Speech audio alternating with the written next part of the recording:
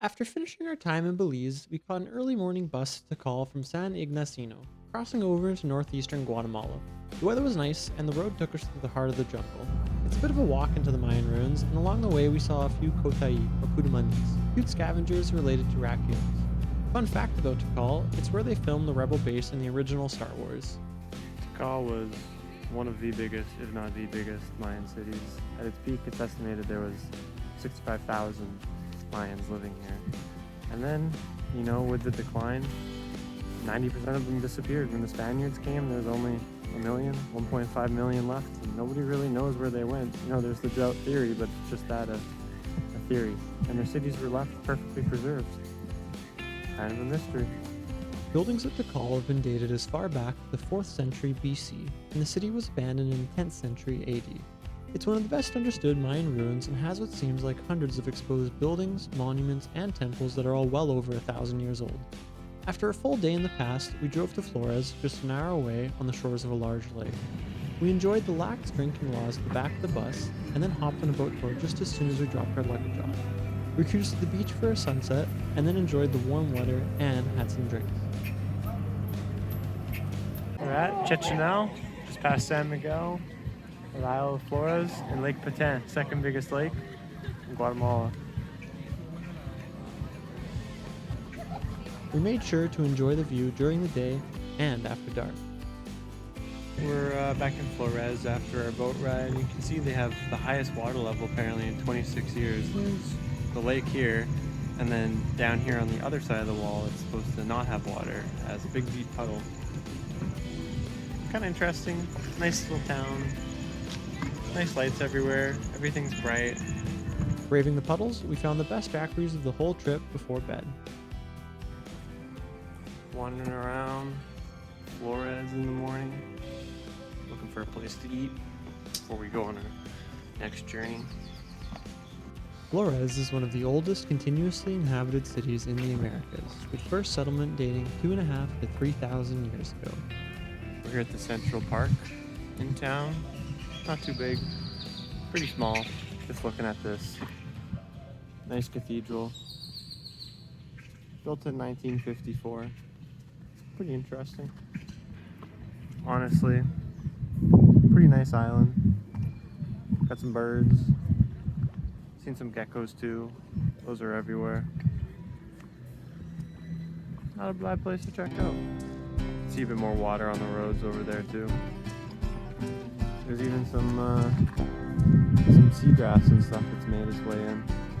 After just a night, we drove south 200 kilometers to Rio Dulce, a medium-sized city that sits on the shores of a large river of the same name that runs into the Caribbean. Along the way, we saw hilly ranchlands and plantations, tranquil rivers, and scenic countryside. We're gone from Flores. We've arrived at our new place in the south. Very nice. You can see we're staying in mangroves and little cabins.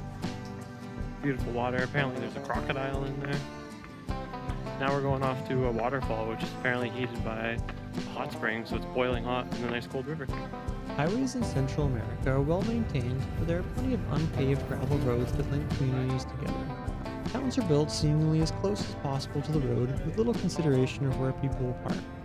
Looking out the window is a good pastime, as the geography changes often from hilly, jungle, to plains. Finca El Paraiso, the hot spring waterfall, is a unique experience where the hot water pours on your head while the chilly river water cools your legs. It's a nice contrast from the human jungle where we were sleeping.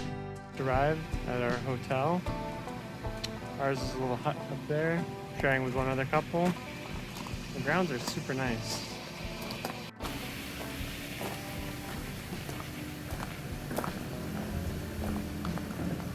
We're staying just on the shores of Lac de Isabel in the city of Rio Dulce, which means fresh water. And this lake actually feeds through the river system all the way to the Caribbean Sea. So Guatemala is interesting in that it spans the Pacific in the southwest, and then it also connects to the Caribbean in the east.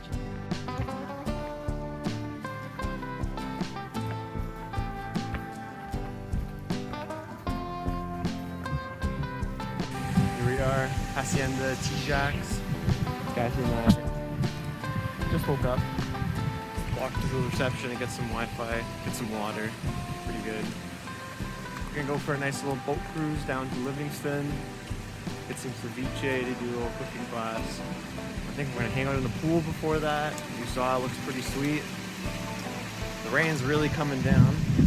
Coconuts are dropping everywhere, but the pool's warm, so it's kind of nice. In the evening, they have a little hiking trail on this. Oh man, seeing branches fall everywhere onto our hut. In the evening, I go for a hike. They have a little hiking trail with suspended bridges and things like that. It's in the mangroves. Possibility of seeing alligators. Nice place. We took a speedboat tour to the northeast, crossing Lac Isabel and then following the river to its exit into the Caribbean. Along the way, we drove past gorgeous jungle and a natural river canyon with stunning green water and plenty of birds.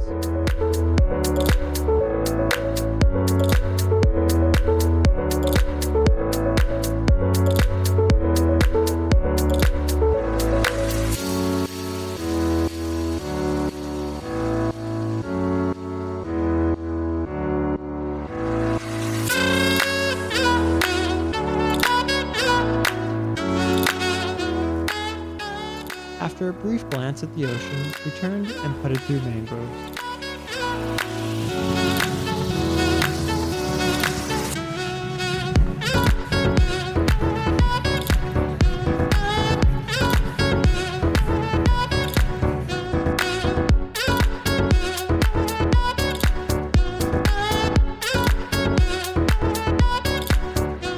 The following morning, we set off for Antigua, Guatemala, the historical capital from the late 16th century. It's a classical colonial town with cobblestone streets, historical buildings, and facades at every turn. It's set in a valley beneath several volcanoes and has been rebuilt numerous times due to earthquakes and lava flows. Because of this, the capital was moved to the current location of Guatemala City in 1776 to hopefully avoid more natural disasters. That evening, we grabbed some supplies for an early morning wake-up to tackle the highest volcano around, Acatenango at nearly 4,000 meters. We drove about halfway up and hiked a few hours in the scorching sun. We're in the middle of the cloud forest now. Taking a little break. Almost ready to get to the pine forest, 3,000 meters. The first half of the trek was sandy, then it switched to a nice forest stroll in the cloud and pine forest. The views kept getting better and better, and the day was just perfect.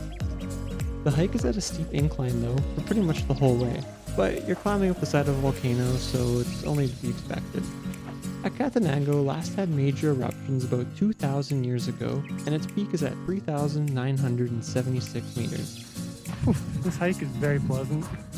Maybe 20 degrees, 22, and there's just a very light, chill breeze blowing across us, which is perfect.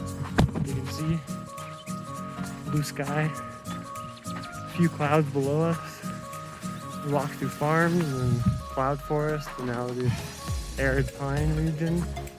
It's very nice. We're at about 3,200 right now. Definitely a little short of breath, but it's well worth the views. Good hike.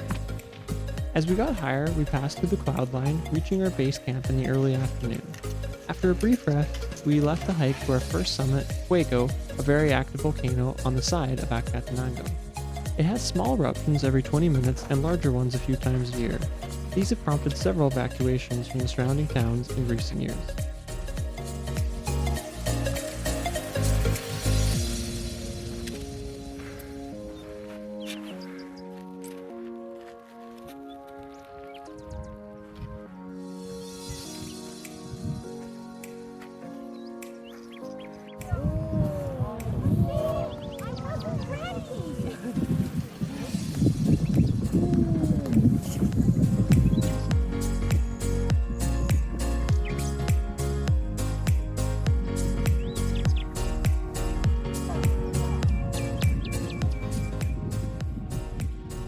For some of the eruptions, we actually had ash rain down into our hair. Definitely not something you'd be able to do in Canada. Once the sun had set though, we hiked down in the dark and retreated to some more really good views. We had an interesting shack to sleep in for a few hours, then we were up early to make the Acatenango summit for sunrise.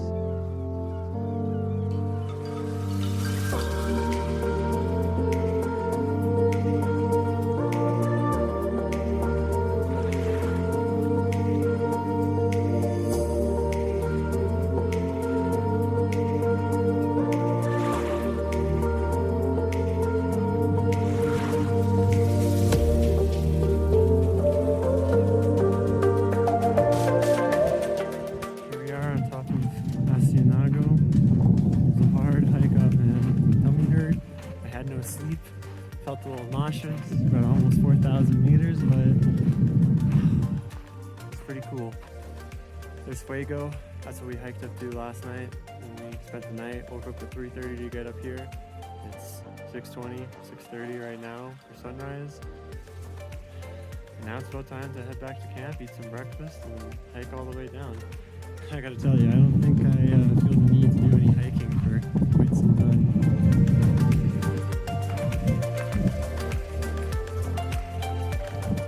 We were all eager to eat, so we took the speedy approach to get down the mountain. But this resulted in bringing a good chunk of the mountain with us in our shoes. We had another gorgeous day for our hike down though, but we had to hurry to catch our bus to Lake Acatenango for the afternoon. The trip was an easy one after being on our feet for hours, and we ended up in a quaint Mayan fishing village. Well, here we are on the shores of Lake Acatenango. We stayed one night in Ponchatown, or something to that effect. It's a Mayan word, hard for me to say. We're gonna hop on a boat in a little bit, and we're gonna go across the shores and stay in a Mayan village, which should be fun. Apparently this lake was the 8th natural wonder of the world. Didn't quite make the 7 natural wonders of the world list, but it's interesting. Go for a walk, maybe get a little cup of coffee. We took a boat across the lake. Now we're in San Juan, a smaller village. We're staying with a homestay tonight with a Mayan family. Interesting.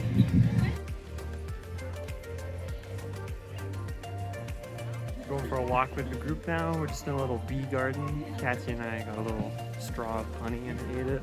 It's very yummy. And it's nice to support the local people here. And you can see there's lots of coffee. There's some bananas and stuff growing. And I'm guessing the bees all fertilize it. They just have a bunch of nests that are open. That was a cute little place. So we had a little tour in a Mayan garden here. We got to learn about some traditional Mayan plants and how they use them. They talked about their different healing peoples too, which was interesting. We're leaving San Pedro now. We had a nice night with our homestay. They gave us coffee and stuff. Talked to the husband, pancakes too. He was a police officer. It was cool to talk with him and learn more about Guatemalan culture. He was saying he travels to Guatemala City for 8 days and works, then comes back just to keep him safe.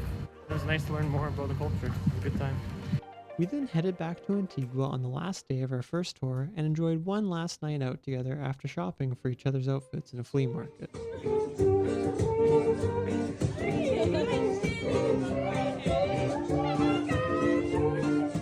The next day, we'd head for Honduras.